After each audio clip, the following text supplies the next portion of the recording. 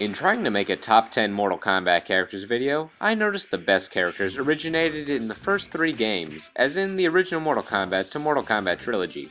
There were no characters that began in this game, or these games. Or Mortal Kombat versus DC Universe. DC characters don't count due to the fact that they're clearly not Mortal Kombat characters. But Batman! And Batman! Anyway, the characters created during this time are considered less memorable due to the declining popularity of the franchise and the overall less interesting designs despite the graphical upgrade. In addition, the mechanics of the game were changed. Fighting was no longer on a 2D plane, which you see right here in Mortal Kombat 2, and now it was on a 3D plane, similar to Tekken, where characters can move in all directions, changing the perspective of the stage as well. Because of this, the time period when these type of Mortal Kombat games were released was called the 3D era, or to some fans, the Dark Ages, which ended with the release of Mortal Kombat 9. While the games weren't all bad, their lack of popularity in comparison to 1 through 3 and MK9 caused the characters introduced in these games to be more forgotten. So because of this, we're going to count down, in our opinion, the top 10 Mortal Kombat characters from the 3D era.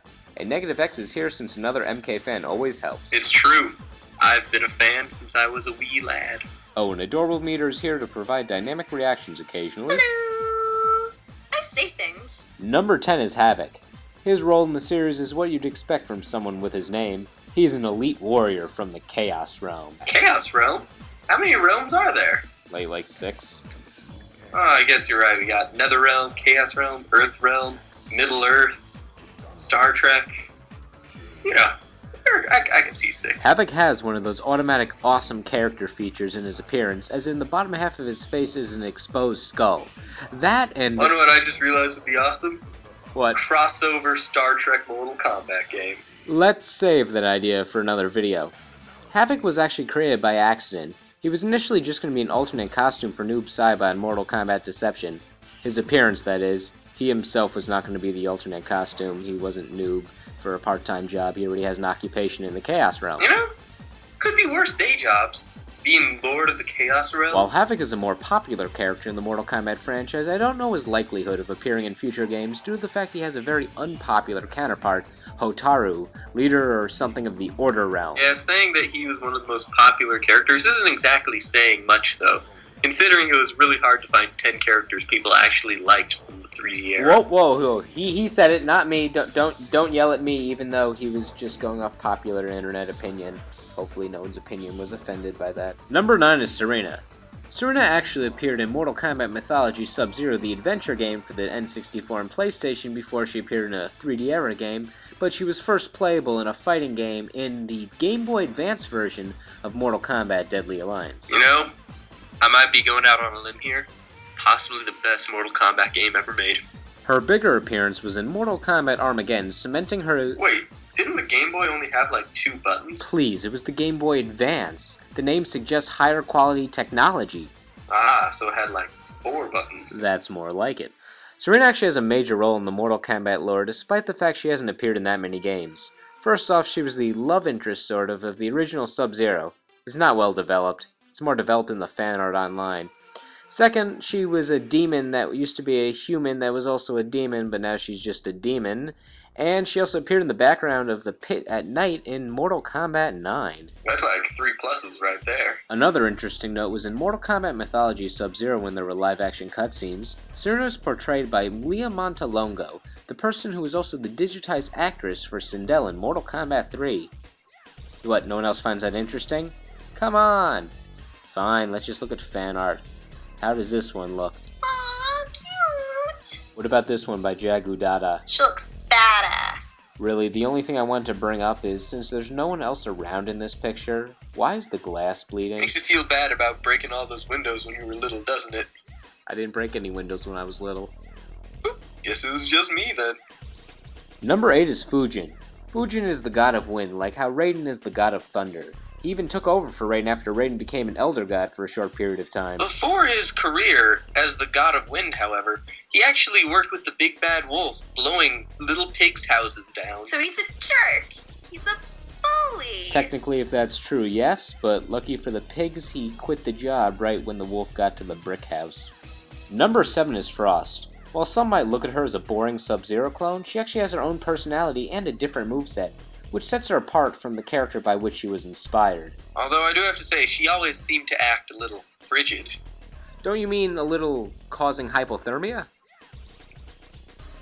Oh, something doesn't sound right about that. We're saying she's cool, good night. So what was your reasoning behind the inclusion of Frost on this list? Well, because she's very much like Killer Frost, who is an awesome character and high up in the tier list. Much higher than Frost. But since they're similar in names, just the sheer awesomeness of Killer Frost put Frost onto this list. Ooh, I like her better. She purty. But she's not a Mortal Kombat character, and he just has her on this list because he plays her ninja. She purty. I was just gonna say I like her because of her hair. Yeah, it is pretty sick, isn't it? Well, yeah, it's cold all the time. Yeah. Also in this picture, she's friends with Melina, so that's a plus. My teddy. So sad. Number 6 is Tanya. I feel that Tanya has a lot to her character, but when I think of her, all that comes up is she's the lady that wears the banana yellow bumblebee dress that betrays everyone. She betrayed her homeland Edenia. She betrayed Liu Kang at the end of Mortal Kombat 4. She betrayed the final boss in Mortal Kombat Deception. So what was her punishment for these non-canon endings? Well, she wasn't allowed to have a role in Mortal Kombat 9, and she was forced into background duties occasionally. That and her biggest accomplishment is being Jade's rival. I think that's punishment enough when you're the rival of a B-tier popular character. Of all the characters that premiered in Mortal Kombat 4, only 2 of them made multiple appearances in future games as a playable character, and Tanya was one of them. And how was she rewarded? She got an appearance upgrade, as in they took away her one-piece bathing suit, put her in a dress, and removed her pupils. Because that works. I've always told people, they'd look better without pupils. Who have you told that? Random bystanders down the street. Kids at Christmas. You know, everyone. Number 5 is Kenshi. He was one of those characters that was just designed to be popular. He's a swordsman that's blind but overcomes it by using his other senses, and a little bit of telepathy. Plus his name means sword. In Japanese, that is, so he has a fitting name. His popularity is supported by the fact he was a downloadable character in Mortal Kombat 9, where all the popular characters were. Like Baraka. And Shiva. You know, the best of the best. Don't you like Baraka? Number 4 is Nitara. Ooh, ooh, she's like a female Jack Sparrow, but with wings. Well, the wings I can explain. She's the Mortal Kombat version of a vampire, and she does drink blood. The creators also designed a male vampire to go along with Nitara. However, his character never saw the light of day. He probably never even wanted to see the light of day because he's a vampire. I'm glad he didn't make the game. Well, he's glad you didn't make the game. Shut up. Why gotta be so mean? I would have been a great Mortal Kombat character. I was just saying what he probably thought. I would like to see Nitara in future Mortal Kombat games. She has that slick blazer on, and of course the wings. I just don't know if she has a good chance of appearing in future games. The big reason is because 2 of her main attacks involve blood and biting people. Blood and biting people. If you don't get the joke, it's because those 2 characters do it a little better. And no, Nitara does not win. Why is that picture here? Number 3 is Quan Chi. Quan Chi is a very well-written villain. He's intelligent and manipulative. He seems loyal only to betray you at the very end, and the entire time you wouldn't have guessed that he was ever going to betray you. It's like Quan Chi is a Bond villain. You know, he's just killing people, framing it on other people, has some crazy plot of bringing back the dead. It's brilliant. He's a great guy. Well, great character. You bring up a great point there. While he is an excellent villain, always scheming, killing one man, having that man kill another man, then resurrecting them both as his minions. It's a long story, hopefully you know Mortal Kombat because I don't have enough time to go into it. I don't really like him as a character. Quan Chi's not a character where I'm like, wow, what a respectable guy, or I feel bad for his backstory, but I understand why he's a villain. So because of that, I don't truly like him, but I understand his significance to the story. Without him, we wouldn't have characters like Noob Saibot or Mr. Poster Boy Scorpion. And without him, we wouldn't even have Killer Frost and Injustice Gods Among Us. I love Killer Frost. What's your reasoning behind this? Well, I'll explain it as fast as I can. The 2 most popular characters in the series are Scorpion and Sub-Zero, with Scorpion being the majority's favorite. The main reason for Scorpion's popularity is based on his attitude, moves, and backstory as a Hellspawn Spectre looking for revenge on the person who not only killed him, but also his family and clan. The one who was responsible for not only all of this, but also revived Scorpion was none other than Quan Chi. If Quan Chi was never around, Scorpion would have remained a normal ninja that was content with his life with no supernatural fiery powers, and maybe not even the ability to say, "Get over here," with such aggression. Therefore, many of Scorpion's main attributes that made him popular would not exist, likely downgrading him on the popularity scale. However, the Sub-Zero brothers would still have their well-known ice powers, which makes them popular, therefore making them the most popular characters without Scorpion. In Injustice, the creators knew they wanted to have a Mortal Kombat character as a guest, that being the most popular character in the franchise. If Scorpion is no longer the most popular character, Sub-Zero would be an Injustice. However, with fear that players would find two characters with ice-based movesets too similar, the studio would likely opt to remove Killer Frost in favor of Sub-Zero, and probably put in some other character that no one was thinking about before the game came out in her place. I hope that makes sense. It did in my head. Number 2 is Meat. It's time to meet? Meat! You see, just think of the audacity that went into creating this character. What guy walked into a creators meeting and be like, listen, we're just gonna make a skinless character. That's it. He has no skin. We're making this. Go. Now, I know many people don't like him because he's a joke character that started off as an alternate costume for every character in Mortal Kombat 4, and a lazy backstory is put together after his creation to make him his own character, but you know what? That can be reworked, because he has an excellent moveset. He uses wrestling moves and cleavers as his weapon. Meat cleavers. And when you have to collect relics in the Mortal Kombat Armageddon story mode, his relic is a steak. Meat's steak. Not only that, he can heal himself mid-fight by pulling on his eyeball. Just giving a little tug-a-tug. I do kind of want to know the artistic vision of giving him a pair of black underwear. Yeah, well, just because he's skinless doesn't mean he doesn't have shame. So we know Meat gets a lot of hate. So was our reasoning enough to get Meat a little less hate? Ew, just ew. Okay, fine, we get it. Meat will never reach top tier popularity status.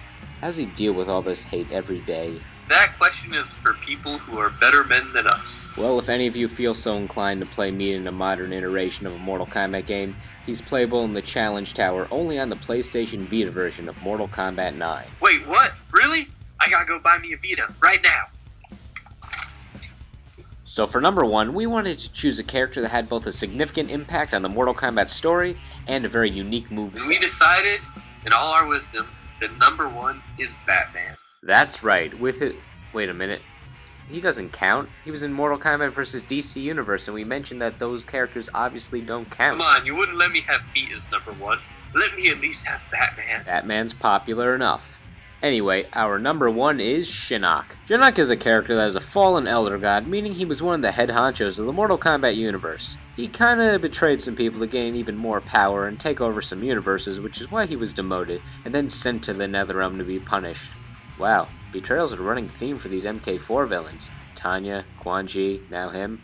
With the power he gathered over time, he eventually took over the Netherrealm and became one of MK's most powerful characters. I must say, he has kept the place looking quite nice. He looks like a good real estate salesman in this picture. Shinnok was the first playable boss in the Mortal Kombat series that was not grossly overpowered. His moves involve summoning a giant skeleton hand to do his work. You see, this is badass because it's like Beat's hand, minus a couple layers of flesh. His other major tool is using this magic grape jelly energy. Shinnok probably loves his jelly. I look forward to play that jelly-covered fool in the next game. He also uses this weapon. It kinda just looks like he glued together a bunch of things he had lying around his house for that one. Anyway, those are just some of the reasons why Shinnok is our number 1 character for the Mortal Kombat 3D era. That's why Shinnok is your number 1. Let us know which Mortal Kombat characters from the 3D era are your favorites. I like Meat. Thank you all for watching, and we will see you all next time. And now time for an outtake, otherwise known as the loudest telephone on the planet. Tanya looked boring in the first game, but in the second game, she looked better because they removed her pupils.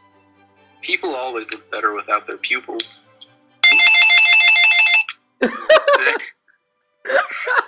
Thank you. The end.